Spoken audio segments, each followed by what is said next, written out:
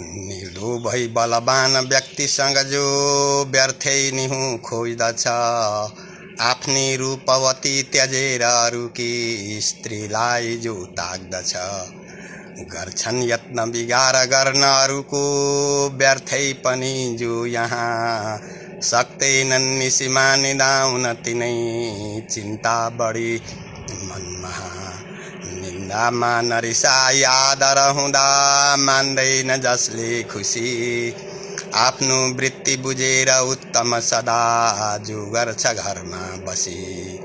पर्दा कष्ट हुँदैन क्षोभ मनमा जसलाई कहिल्यै पनि, त्यस्ता जन्कन भन्दछन् सकलले ज्ञानी यिनै हुन् भनी। विद्या समस्त नपढिकन गर्व गर्ने, ठुलो मनोरथ दरिद्र भएर धर्ने।